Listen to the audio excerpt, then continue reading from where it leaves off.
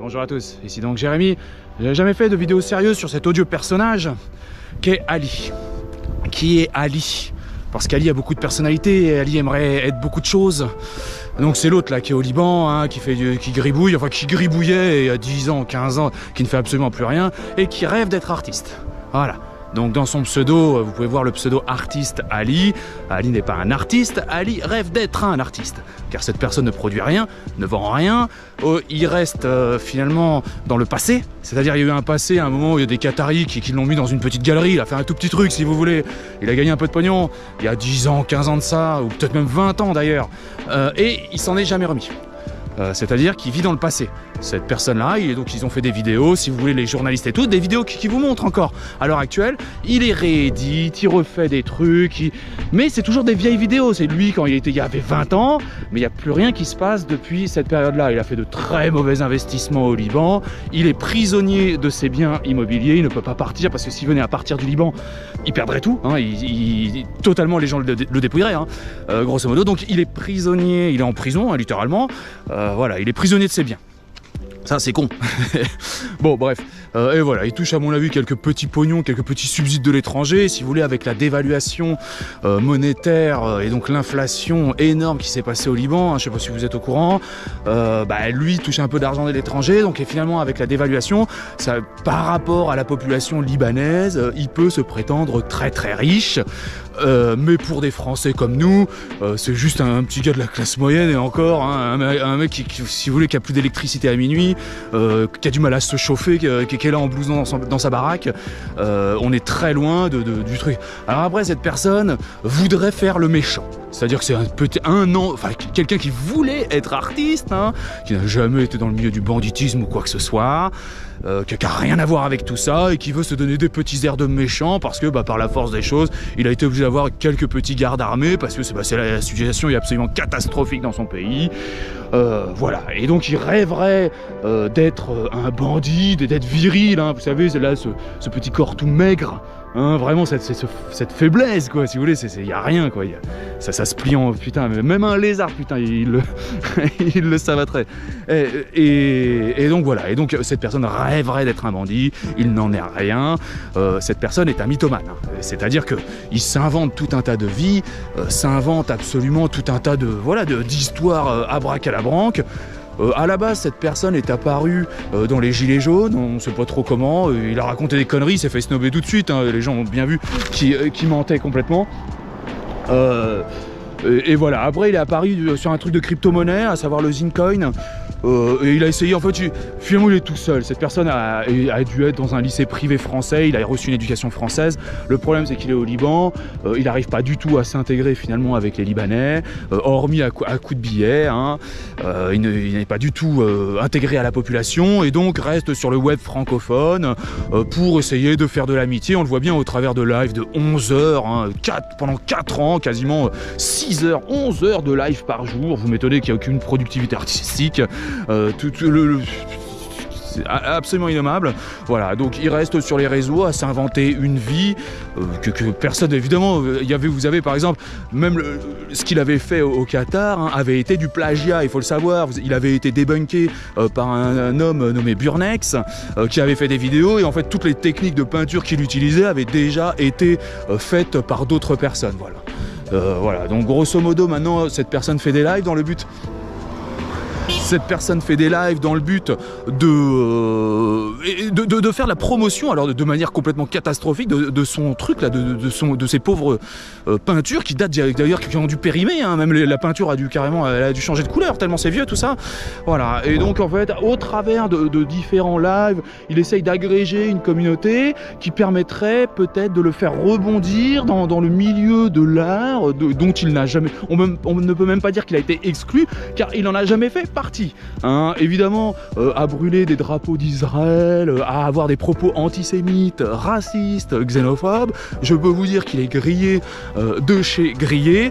De toute façon, tout le monde a conservé les vidéos et tout le bazar, et le moindre truc qu'il entreprendrait de toute façon sur le secteur français ou francophone, il se ferait dézinguer, et de toute façon les galeries refuseraient cet ignoble personnage, hein, c'est le cas.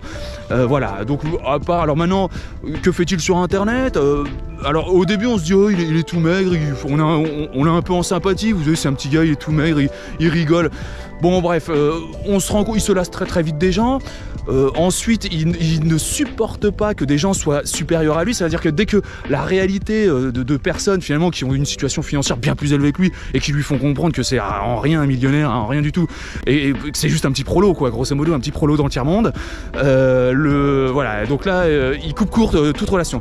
Il ne s'entoure que de personnes beaucoup plus basses que lui, des dégénérés, des pauvres, des gens qui ne valent absolument que dalle, et il faut le dire, voilà.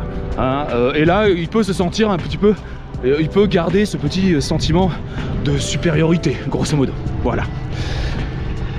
Voilà, je pense que le topo est dit hein, sur cet audio personnage, il faut le dire. Voilà, donc en gros, hein, cette personne rêve d'être artiste, vous pouvez monter sur ses lives, mais un jour, de toute façon, si vous montrez le moindre signe de richesse ou le moindre signe d'avancement intellectuel, vous ferez dégager instantanément. Hein. Voilà, il faut qu'il soit dans son petit cocon et qu'il garde son monde. Évidemment, son monde est complètement fictif. Finalement, ce monde, il le construit encore et il continue de construire ce monde imaginaire au travers de l'alcool. C'est-à-dire au travers de l'alcool, ça le conforte, il oublie la réalité, hein, sa réalité qui est absolument pathétique. Avec l'alcool, voilà, donc il s'alcoolise en live, ça lui permet de ne pas être tout seul, de ne pas aller dans les bars, parce que cette personne ne sort pas de chez lui, ne fait rien, hein, ne sort pas, n'est pas intégré. S'il sort là au Liban, il se fait dépouiller, il se fait massacrer, hein, à moins de sortir avec des gardes du corps comme ça. Donc vous voyez le problème d'intégration, et vu qu'il sort d'une école française, il ne peut discuter finalement qu'avec le web francophone qui le méprise, hein, il faut le savoir, et qui le troll comme pas possible, parce que c'est tout simplement un abruti fini. Voilà, voilà. Donc voilà, ces personnes sont dans l'alcoolisme, une mythomanie complètement ahurissante. Et puis voilà, ça va s'arrêter là. Il n'y a pas grand chose d'autre à dire. J'aurais tendance à dire, je n'évitez pas ce personnage, hein, ce personnage n'est pas à éviter, mais ne croyez absolument pas tout ce qu'il peut raconter comme conneries. De toute façon, vous le voyez très bien, au bout de 2-3 heures où vous l'entendez parler, vous savez que ce n'est que mensonge, calomnie, invraisemblable. Voilà, je pense. Alors, y aurait-il d'autres choses à dire? J'aurais dû marquer, parce que finalement, il a raconté tellement de conneries. Voilà, donc son but, hein, grosso modo, est d'essayer de se faire accepter socialement aussi. Il aimerait bien avoir des amis, il aimerait bien discuter, il aimerait bien qu'on le respecte. Le problème, c'est qu'il n'y a absolument rien de respectable dans ses actions, il ne fait rien. On se rappelle quand même de ce monsieur, même avec sa femme imaginaire ou son enfant imaginaire ou je sais pas quoi. D'ailleurs, combien dû se barrer. Imaginez-vous une femme qui rentrerait dans la maison en voyant son mari complètement bourré en train de pisser sur les murs. Vous imaginez l'impact que ça pourrait avoir sur les enfants, même sur la salubrité hein, du logement familial, un dégénéré monumental. Hein. Non, et il l'a fait. Hein. Ce mec-là pissait sur ses propres murs et tout. On a vu des trucs absolument ahurissants, en dehors des propos xénophobes, racistes ou tout ce que vous voulez, absolument ahurissants. Voilà.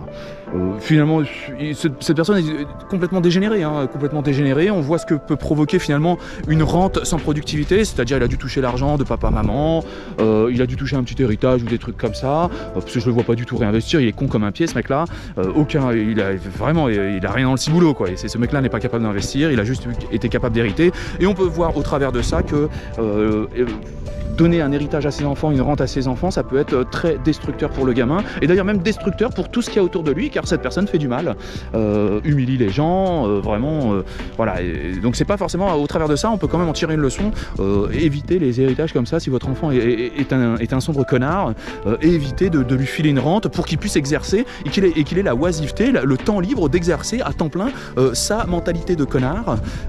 Laissez-le dans la merde et faites en sorte que votre gamin s'en sorte sans, vous voyez ce que je veux dire, sans tout ça. Voilà. Voilà, je pense voilà, c'est vraiment la grosse leçon à donner de cette histoire. Écoutez, voilà, je pense que celui qui rêvait d'être artiste hein, et qui s'appelle Ali, imaginez-vous déjà mettre artiste déjà dans son pseudo. Non mais parce que, évidemment personne l'aurait cru quoi, c'est-à-dire que s'il met pas artiste, personne ne comprend qu'il est artiste ce mec-là.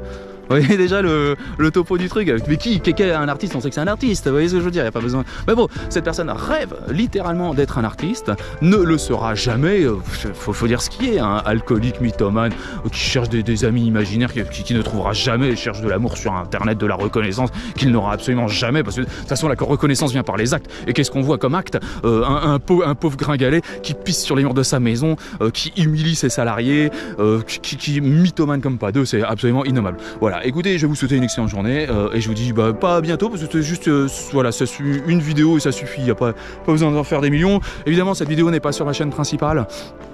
Parce que je veux pas faire la pub à Stockard, et j'ai aucune envie que ma communauté sache que ce personnage existe et qui même aille se renseigner sur cette négativité ambulante. Allez, bonne journée à tous.